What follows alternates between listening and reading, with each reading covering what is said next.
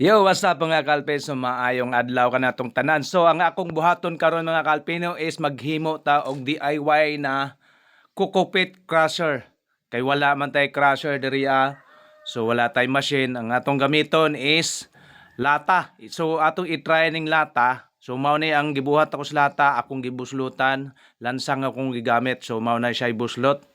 So kailangan daghanon ang buslot para madali na to pag crash.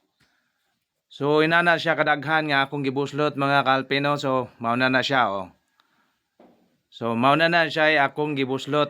So ang gibuhat nako akong gikuanan og kahoy, then gibarinan nako gikuanan og kanang dili na siya lansang. So katunay lansang sa naay thread sa na pwede siya ibarina. So mauna na mga kalpi atong i-try na.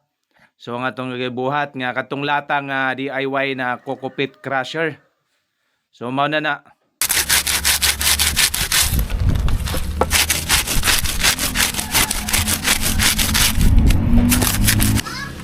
So mao na ni ang atong na crush mga kalpi sa atong DIY na lata na atong gihimo. So ato na siyang gikuan og screen para masala.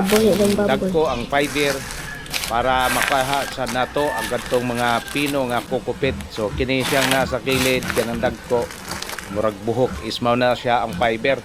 So mao na siya nanatay kukupit nga nahimo. So DIY lang ang atong gihimo crusher kay wala man tay machine no.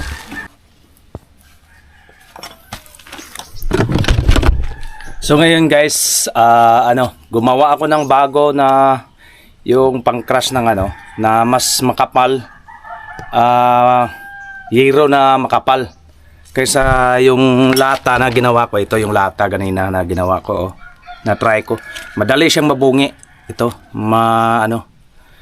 ayan hindi siya masyadong matibay kasi manipis. Hindi kagaya dito. Itong mas maganda. Yero na yero na matibay na yero, makapal. Na-try, tingnan natin. So, tinatry ko na, maganda siya kaysa kasi hindi siya nabubungi.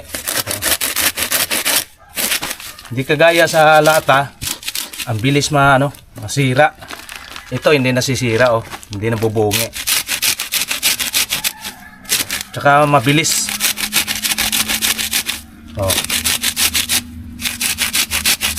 Kasi matibay siya, mabilis mabilis matanggal yung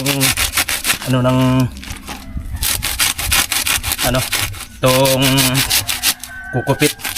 Ganun lang So ito na yung natin finish Ayan, tingnan natin. Ayan, para ding ng machine Ayan. So may kukupit na tayo.